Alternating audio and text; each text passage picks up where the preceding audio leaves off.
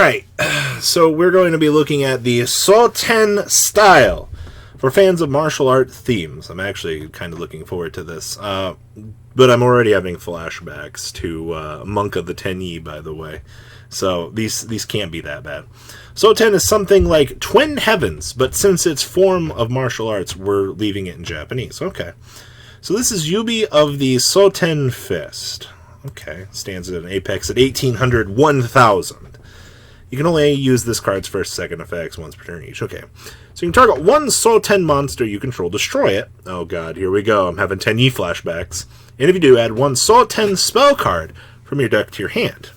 If a face-up Soten fusion monster you control that was fusion summoned by using an effect monster is destroyed by battle or your opponent's card effect, and this card is in your graveyard, you can add this card back to your hand. So we have a destroy search, so this can destroy itself, right? So, yeah, this feels like Boneless Tenyi. I absolutely agree with you guys. Also level 4. Okay. And this is Kokaku of the Soten Kicks. Okay, so I'm really glad that we get our kicks here. Terrible puns. 800, 2000, level 3. You'll only use this card's first and second effects once per turn each. Standard here. If a face-up Soten monster you control, except for Kokaku of the Soten Kicks, is destroyed by battle or card effect during your opponent's turn. Oh god, I'm already checking out of this. Alright.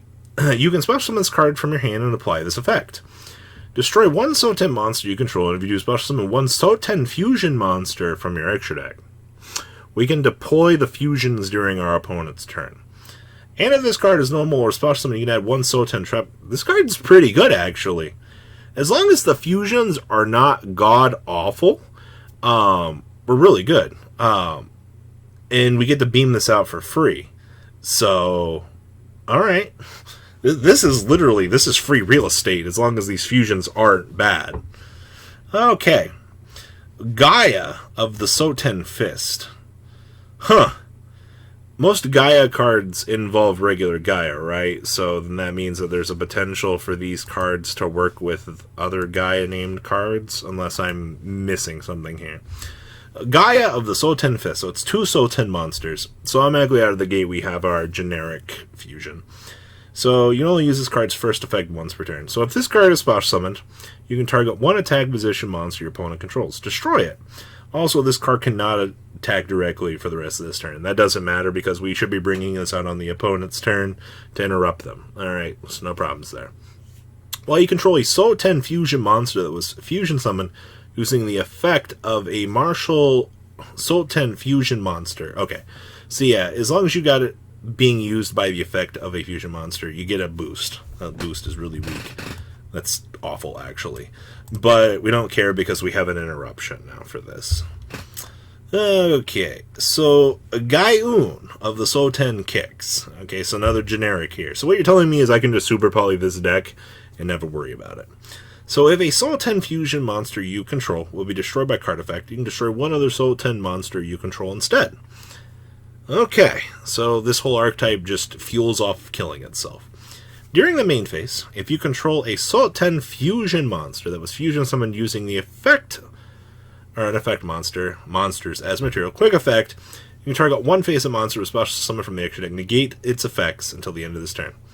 I'm gonna just be honest with you guys here, though. The way that they're wording this is kind of making me think that they're going to have a vanilla. I would not be surprised to see a normal monster come out of this deck based on how they're wording this. Maybe level 4 Rescue Rabbit target, or, yeah. Alright, so this is our big guy. This is the leader, and hey, at least he stands at 3,000, 1,700. I guess we'll take that.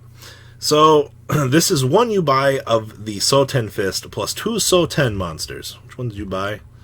That's our first guy, right? Okay, so it's this guy plus 2 more. Okay.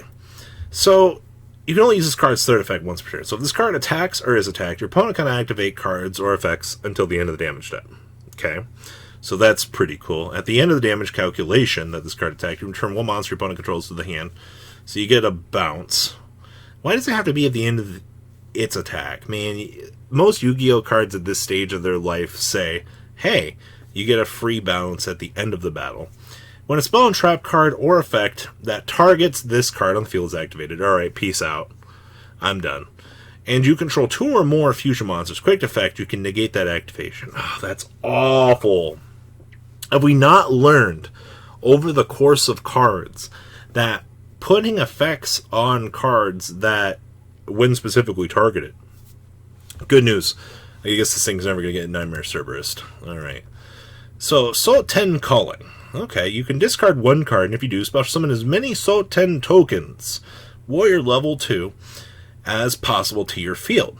So you get 5 tokens off of this. You cannot special summon monsters for the rest of this turn from your extra deck except for fusion monsters. You cannot tribute tokens you control, and all tokens you control are destroyed during the end phase. Then you can apply this effect up to 2 times. Fusion summon 1 Soul 10 fusion monster from your extra deck using monsters you control or have in your hand as material. Okay, so this literally is what we were talking about. This is where the normal monsters are going to come into play for this. This card is actually pretty good. For discard 1, you get 5 tokens, and then you can fusion summon up twice. So, honestly, it's just, these are Soul 10 tokens, right? Like, Soul 10 spirit tokens. So literally discard 1, put 5 tokens on the field, and then I fusion summon make this, fusion summon make this. That's pretty alright. Maybe I'm missing something, but that seems pretty good. For a discard 1, put 2 on the field. Okay, so now we've got 2 as 1.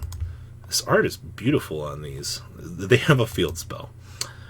You can only activate 1 card with this card's name once per turn. So you can only use this card's second effect once per turn. So when this card is activating, now 1 Soul 10 monster from your deck to your hand.